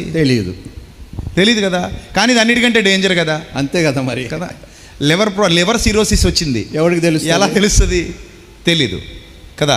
రిజల్ట్ బట్టి తర్వాత బయటపడతాయి, కొన్ని సింప్టమ్స్ బయటకు వస్తాయి. తర్వాత ఇప్పుడు కిడ్నీ ప్రాబ్లం ఉంది, పూర నాశనం అయ్యేంత వరకు బయటపడదు. ఎప్పుడో చూసుకుంటాం, అంతవరకు లక్షణాలే ఉండవు. ఇవి ఇప్పుడు మీరు చెప్పిన కొంతకాలం తెలుస్తుంది. ఇన్నర్ పర్సనాలిటీ అయితే అసలు ఎవడో తెలుసుకోలేడు. అతను ఒక మనుష్యుని సంగతులు అతనిలోనున్న మనుష్యాత్మకే గానీ మరి ఎవరికి తెలియదు. అందుకనే వాళ్ళు ఏమైనా ప్రార్థన చేశారండి? అపోస్తల కార్యాలు 1:24 వారు ఇట్లని ప్రార్థన చేశారు, అందరి హృదయములను ఎరిగి ఉన్న ప్రభువా. అవును, అంటే మా లోపల ఇన్నర్ పర్సనాలిటీ నీకు తెలుసు, అవును అని ప్రార్థనలు చేశారు. అవును. సో ఆయన చెప్తున్నాడు, ప్రజలు ఏమనుకుంటారంటే ఒకడు నడుచు మార్గవానికి యథార్థమైనదిగా కనబడను అన్నట్టు మేము బాగానే ఉన్నాం. ఏంటమ్మా? మరణమునకు దారి చెప్పాలి. సో మేము బాగానే ఉన్నాం అనుకుంటారు. ఇక్కడ ప్రాబ్లం ఏంటంటే ఆ ఎడిక్షన్ అనేది లేదా ఆ పాపం అనేది అతనిలో నుండి సంపూర్ణంగా వెళ్ళిపోవాలి అని అంటే నెంబర్ 1 సరెండర్ అవ్వాలి. సరెండర్ మీన్స్ మారు మనస్సు అంటే పూర్తిగా మారిన మనస్సు కాదు, పాపాన్ని ఒప్పుకొని మనస్సు మారి పూర్తిగా ఇంకా మారలేదు అది మార్పు ఇప్పుడు నేను అడ్మిట్ అవుతున్నా, లోపలికి వచ్చా, అప్లికేషన్ తీసుకున్నా, డాక్టర్ గారి దగ్గరికి వెళ్ళడానికి ఫిల్ చేశా. సో నన్ను ఇప్పుడు రూమ్లోకి పంపిస్తున్నారు. నేను వెళ్ళా, నన్ను కూర్చోబెట్టారు, అన్ని ప్రశ్నలు అడిగారు, టెస్టులు రాశారు, రాశారు, రాసి పంపించారు. ల్యాబ్కి వెళ్ళా, బ్లడ్ ఇచ్చి వచ్చా. మళ్ళీ ఇంకో చోటకు పంపించారు, ఎక్స్రే తీశారు, ఇంకో చోట పంపించారు, స్కాన్ చేశారు, ఇవన్నీ అయినాయి. మళ్ళీ వచ్చా, నీకు ఆపరేషన్ అవుద్ది అన్నారు, ఆపరేషన్ చేశారు, మందులు పడతాయన్నారు, మందులు ఇచ్చారు. ఇవన్నీ సంఘం అనే హాస్పిటల్లో జరుగుతాయి. రైట్, ఇవన్నీ సంఘం అనే హాస్పిటల్లో జరుగుతాయి. We are also doctors, certificate doctors కాదు. మళ్ళీ అదొక పెద్ద ఇష్యూ అవుతుందా? సో మన పాపములను మనం ఒప్పుకొని నేడల ఆయన వచ్చి డాక్టర్ సిచ్యువేషన్ చెప్పాడు, అర్థం పట్టాడు, స్కానింగ్ చూపించాడు, నువ్వేం చేయాలి, నీ పాపాలను ఒప్పుకొని. అవునండి, ఆయన నమ్మదగిన వాడు, నీతిమంతుడు కనుక ఆయన మన పాపాలు క్షమించి సమస్త దుర్నీతి నుండి, అంటే మన పాపాలను మేకులతో సిలువ కొట్టి దాని మీద ఉన్న చీవ్రాతం తుడిచేసి అర్థం లేకుండా ఎత్తేసి మన పాపాలు క్షమించి తన పక్కన కూర్చొని పెట్టి కొలసే 2:13-15. సో అంటే తను సబ్మిట్ చేసుకున్నప్పుడు, తన స్థితిని ఒప్పుకున్నప్పుడు దేవుడు చేసే క్రియ అది. అవును, సబ్మిషన్ జరిగిన తర్వాత అంతే. ఇప్పుడు నాకు ఆకలి అంటేనే మనం అన్నం పెడతాం. నేను ఎక్కడో ఉండి నువ్వు నాకు అన్నం తెచ్చిపెట్టంటే మనకి ఎట్టా తెలుస్తుంది? నా యొద్దకు వచ్చి వాణిని నేను ఎంత మాత్రం త్రోసివేయను. ఇప్పుడు నేను ఒక మాట, దేవుడు యోబు గురించి ఒక సాక్ష్యం చెప్పాడు. ఏమిటి? నీతిమంతుడు యోబంతా యథార్థవంతుడు, న్యాయవంతుడు, భూమి మీద యోబు చెడుతనాన్ని విసర్జించి. యోబు దేవుణ్ణి నాలో ఏదైనా పాపం ఉంటే అని దేవుణ్ణే అడిగాడు. సవాలు చేసినప్పుడు దేవుడు చూపించాడా లేదా? చూపించాడు. చూపించిన తర్వాత అయ్యో నేను పాపిని అన్నాడు. ఎవరు? దేవుడు. చెప్పండి. నీతిమంతుడు, యథార్థవంతుడు చెప్పిన. మీకు అర్థమవుతుందమ్మా? అర్థమైందా లేదా నేను చెప్పేది విషయము? సో బాహ్యమైనది కాదు, అంతరంగముని దేవుడు చూస్తున్నాడు. అందుకనే గాడ్ స్పెసిఫిక్గా ఏ భాగము గురించి ఎక్కువ మాట్లాడబడిందంటే మన హృదయం బైబిల్లో.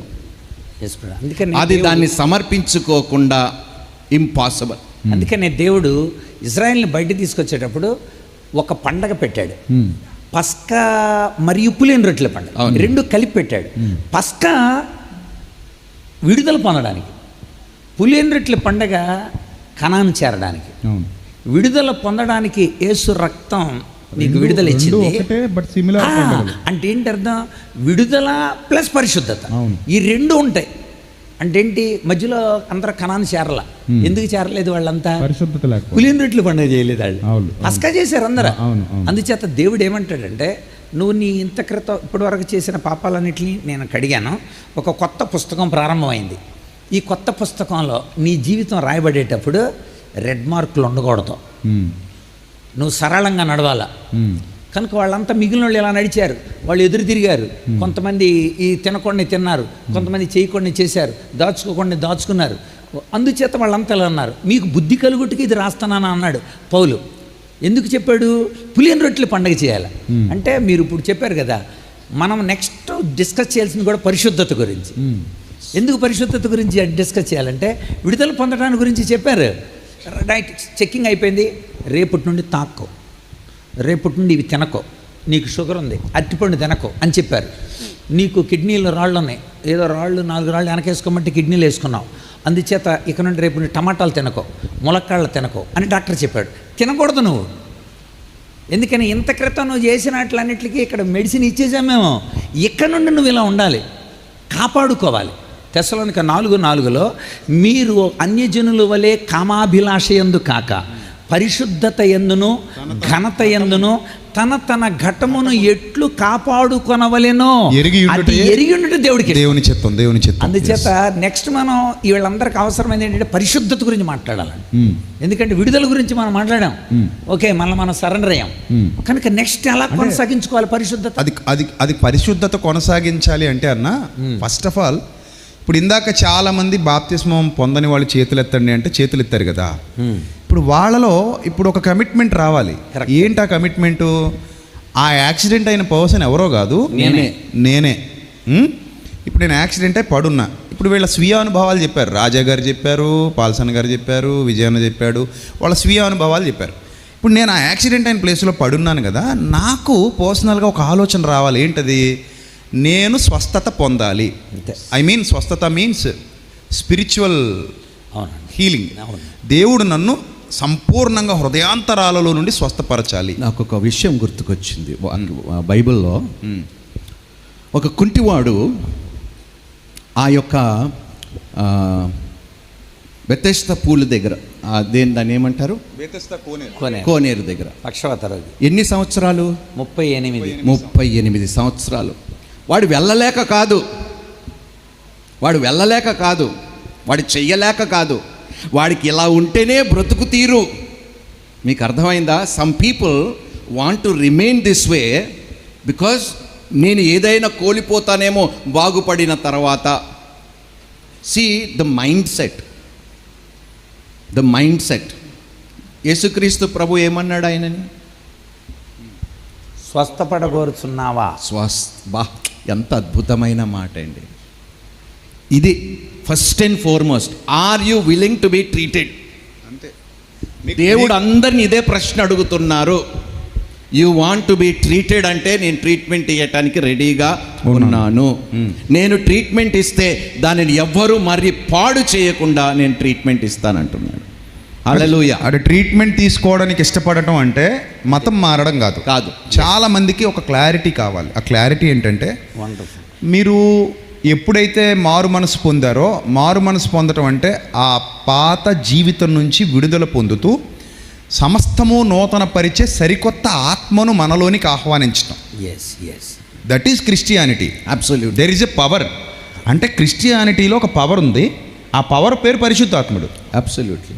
ఈ పరిశుద్ధాత్ముడు సంఘంలో పనిచేస్తానన్నాడు, కడవరకు ఉంటానన్నాడు.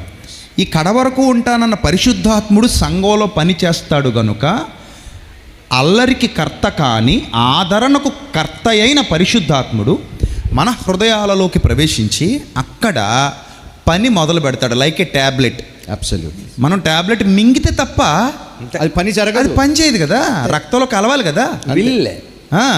ఇప్పుడు ఎప్పుడైతే నేను సరే బాబు ఇదిగో నేను ఆయన సరెండర్ అయిపోతున్నాను, రండి వచ్చి నన్ను బాగు చేయండి, నేను పాపిని, నన్ను కరుణించు, నన్ను విడిపించు, నాకు శక్తినివ్వు, బలాన్నివ్వు, ఆ పాపం నుంచి విడిపించే శక్తినివ్వు.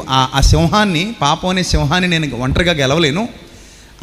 ఆ సింహాన్ని, గర్జించే సింహాన్ని గెలవాలంటే నీ శక్తి నాకు కావాలి. ఆ శక్తి పరిశుద్ధాత్ముడు. సంసోను కూడా చాలా ప్రసంగాల్లో చెప్పాం. సంసోను కూడా తనంతట తానుగా సింహాన్ని చేల్చలేదు. దేవుని ఆత్మ బలముగా తన మీదకి వచ్చినందున అని వ్రాయబడింది.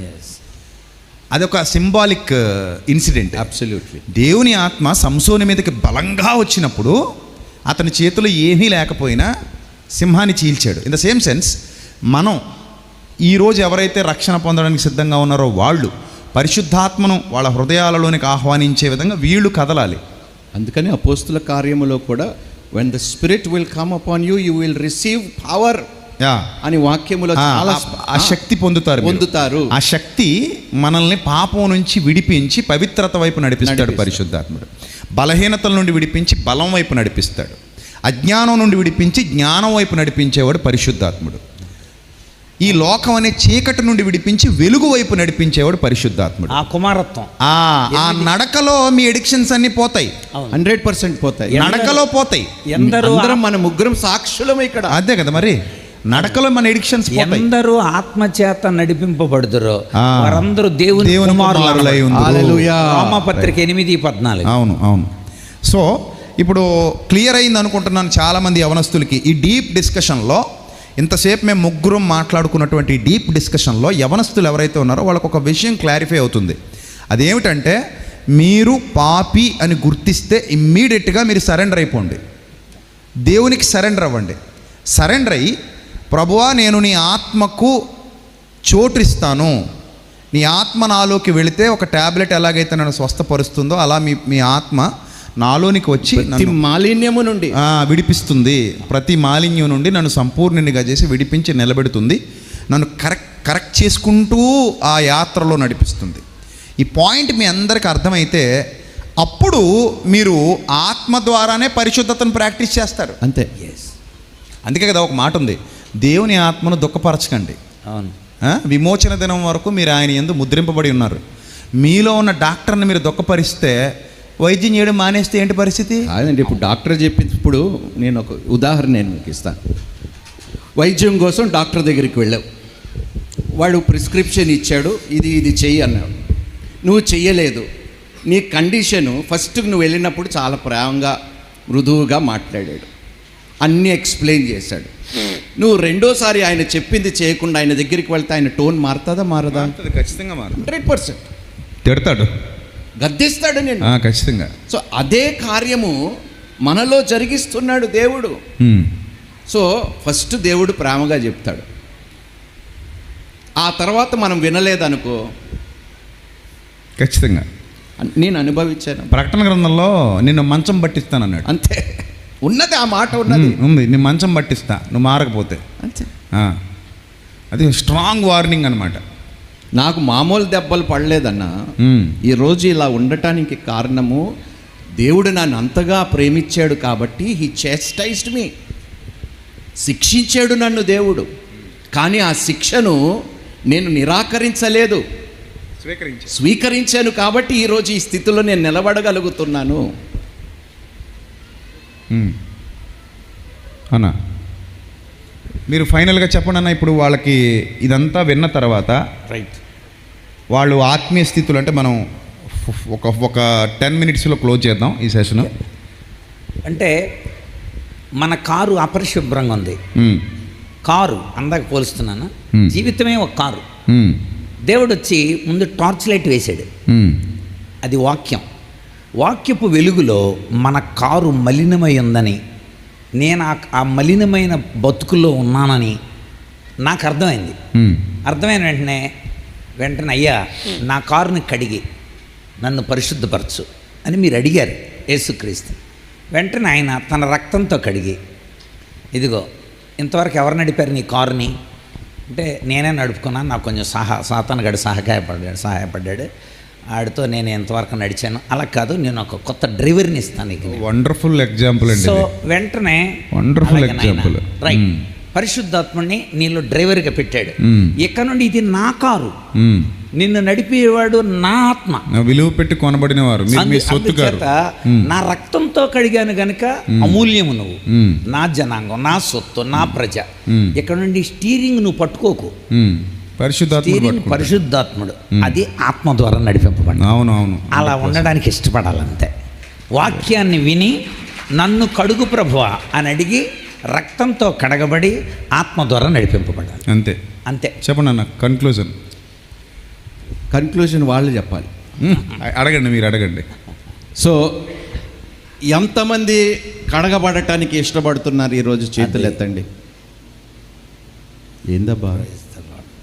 Praise the lord, praise the lord, praise the lord, praise the lord. ప్రత్యేకంగా నాన్న ఎవరైతే బాప్తిజము తీసుకోలేదో, రేపు మనం ఉంటామో లేదో, నేడు అనే ఈ దినము ఉంటుండగా దానిని సద్వినియోగము చేసుకోండి నాన్న.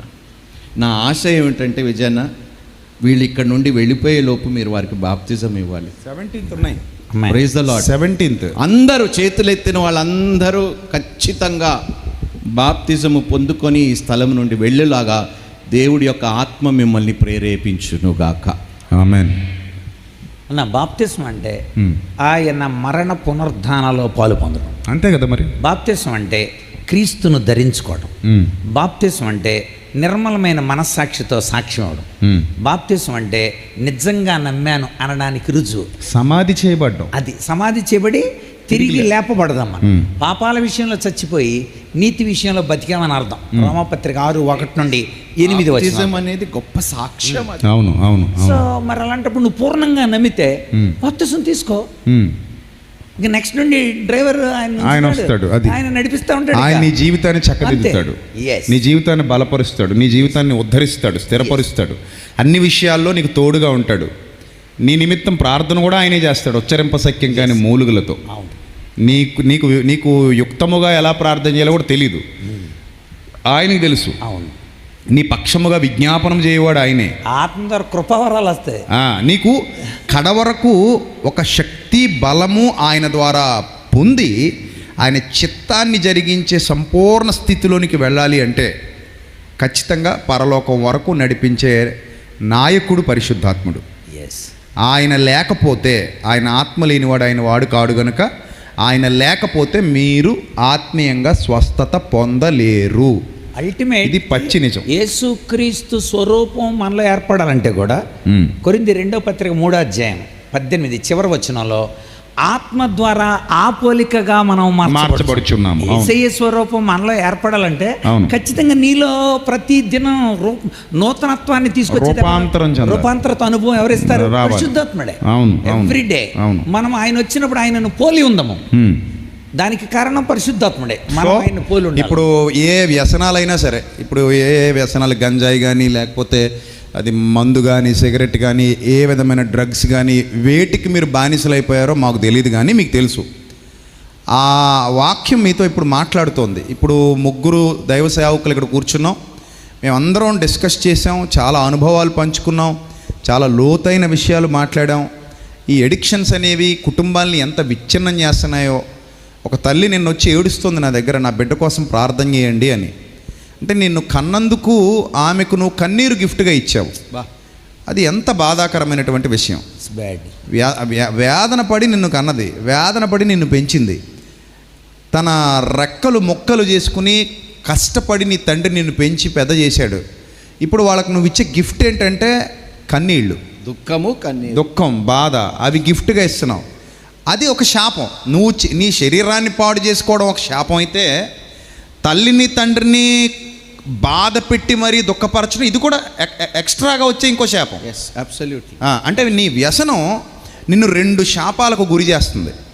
3వ శాపం మరొకటి ఉంది, ప్రమాదకరమైంది. అది దేవుని ఉగ్రత. గుర్తుపెట్టుకోండి, ఇన్ని విధాలుగా మనల్ని నష్టానికి గురి చేసే ఆ వ్యసనాన్ని మనం ఇంకా ఎంటర్టైన్ చేయడం అవసరమా అని మీకు అనిపిస్తే, నేను ఎలా దాన్ని ఓవర్కమ్ చేయాలనేది ఇప్పటి వరకు రాజా అన్న కానివ్వండి, పాల్సన్ అన్న కానివ్వండి మీతో విస్తృతంగా మాట్లాడారు. ఎవరో చెప్పరు తెలుసా కొన్ని విషయాలు. ఎంత ఓపెన్గా చెప్పాలంటే చాలా గుండె ధైర్యం ఉండాలి ఆయనకిలాగా, అంతే కదా. మరి నేను ఇది అని చెప్పాలి అంటే ఎంత దమ్ము ఉండాలి, దానికి ఒప్పుకోవడానికి ఎంత ధైర్యం కావాలి. నేను ఇలా చేశాను, ఇది నా గతం, ఇది నా పాస్ట్ లైఫ్, ఇది అని చెప్పడానికి చాలా దమ్ము ఉండాలి, చాలా గుండె ధైర్యం ఉండాలి.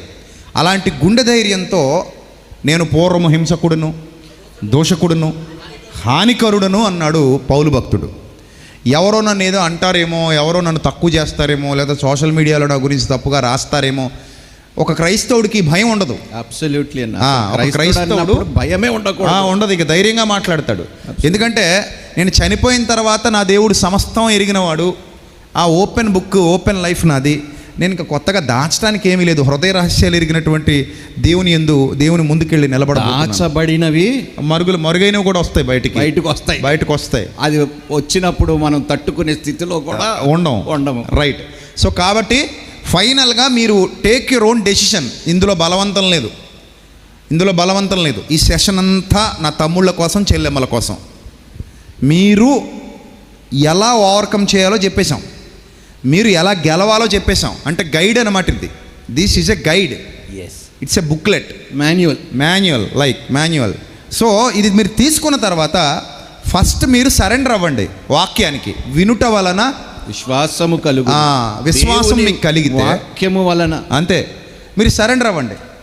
సరెండర్ అయ్యి ఇప్పుడు వాళ్ళు ఎలాగైతే గెలిచారో మేము అలాగే గెలవాలంటే ఖచ్చితంగా నాకు హెల్ప్ కావాలి. ఎవరు హెల్ప్ కావాలని చెప్పాము? పరిశుద్ధాత్మని హెల్ప్ కావాలి. పరిశుద్ధాత్ముడు ఎప్పుడు మీలోనికి వస్తాడు? మీతో నడుస్తాడు. మీరు సరెండర్ అయితే, మీరు బ్యాప్టిజం పొంది, శరణు వేడుకొని బ్యాప్టిజం పొంది, మారు మనసు పొంది బ్యాప్టిజం తీసుకుంటే క్రీస్తు నామంలో తప్పకుండా ఆయన ఆత్మ సహాయం మీకు లభిస్తుంది. అక్కడి నుంచి రాయిలాంటి నిన్ను శిల్పంలా చెక్కేంత వరకు పరిశుద్ధాత్ముడు నిన్ను విడువడు, ఎడబాయడు. ఆమేన్. ఖచ్చితంగా చెక్కుతాడు, నిన్ను ఖచ్చితంగా చెక్కుతాడు, ఖచ్చితంగా తీర్చిదిద్దుతాడు. అలాంటి ఒక రక్షణ అనుభవంలోనికి నువ్వు అడుగులు వేస్తావు. అప్పుడు నీకు చూడండి, చూపు సరిగా లేని వాడికి కళ్ళు సరిగా కనబడవు. అప్పుడు ఏం పెడతారు డాక్టర్ గారు? కళ్ళజోడు కానీ లెన్స్ కానీ పెడతారు. ఎప్పుడైతే నీకు కళ్ళజోడు కానీ లెన్స్ కానీ పెట్టారో అప్పటి వరకు లేని చూపు ఆ కంటికి వస్తుంది, రైట్? అది ఎక్కడి నుంచి వచ్చింది? విచిత్రంగా లేదు? అంతే కదా మరి. లోపల లేదు, ఇది పెట్టకొచ్చింది. మీకు కూడా ఇప్పుడు అదిగో రుజువు. ఇప్పుడు అన్న అది తీసేస్తే ఏందన్న సరిగా కనబడవు కదా అక్షరాలు. ఇది లాంగర్ రీడింగ్ ప్రాబ్లం అంతే. సో అంటే ఇప్పుడు ఆ కళ్ళజోడు పెట్టుకుంటే కంటికి ఏమొస్తుంది చెప్పండి? ఏమొస్తుంది? శక్తి వస్తుంది, పవర్ వస్తుంది, క్లారిటీ వస్తుంది. గుడ్ వర్డ్ క్లారిటీ వస్తుంది. సో అలాగే ఎప్పుడైతే పరిశుద్ధాత్ముడు మనలోకి వస్తాడో క్లారిటీ, నాట్ ఓన్లీ ఎడిక్షన్, సమస్త విషయాలలో నిన్ను వృద్ధి పొందిస్తాడు, సమస్త విషయాల్లో నిన్ను గెలిపిస్తాడు. తెస్సలోనికలో కూడా అంటాడు, ఫ్లీ ఫ్రమ్ ఆల్ ఈవిల్ అంటాడు. సమస్త దుర్నీతిని విడిపిస్తాడు. అవును విడిపిస్తాడు.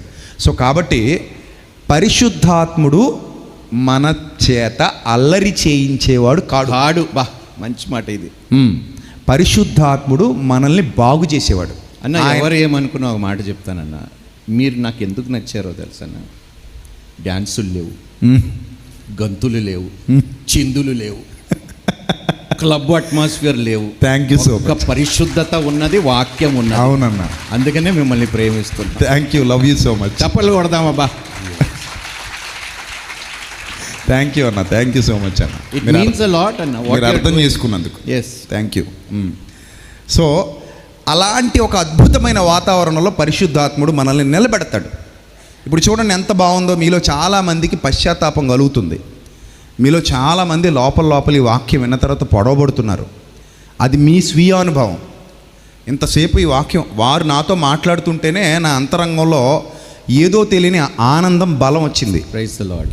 రాజా అన్న మాట్లాడుతున్నప్పుడు, పాల్సన్ అన్న మాట్లాడుతున్నప్పుడు ఒక బలాన్ని నేను ఫీల్ అవుతున్నాను, ఒక శక్తిని నేను ఫీల్ అవుతున్నాను. అలాంటిది ఈ వేదిక మీద నుండి ఇన్ని సంగతులు చెప్పిన తర్వాత మీ హృదయంలో ఆ ఫీల్ మీకు కలగకుండా ఉంటుందా? ఖచ్చితంగా కలుగుతుంది. ఖచ్చితంగా మీ హృదయాలలో, మీ అంతరంగంలో ఆ పరివర్తన తీసుకురావడానికి ఒక ప్రసవ వేదన మొదలవుతుంది. దాన్ని మీరు గుర్తించగలిగితే ఇమ్మీడియట్గా ప్రభువుకు సరెండర్ అవ్వండి. ప్రభుకు సరెండర్ అయితే వెంటనే ఆ కదలిక మొదలవుతుంది. మీరు మారు మనసు పొందుతారు. బాప్తిస్మానికి వచ్చి మీరే అడుగుతారు, అయ్యా బాప్తిస్మం ఎప్పుడు ఇస్తారు అని అడుగుతారు. మీరు, నేను బాప్తిస్మం తీసుకోవాలనుకుంటున్నాను, ఆ రోగి ఎవరో కాదు నేనే, ఆ యాక్సిడెంట్ అయిన వ్యక్తి ఎవరో కాదు నేనే, నాకు ముందు బాప్తిసం కావాలి అని మీరు అడుగుతారు. అప్పుడు మేము మిమ్మల్ని తీసుకెళ్ళి బాప్తిసం ఇస్తాం, యేసుక్రీస్తుకి మిమ్మల్ని అప్పగిస్తాం. ఆయన మీకు పరిశుద్ధాత్మను వరంగా ఇస్తాడు.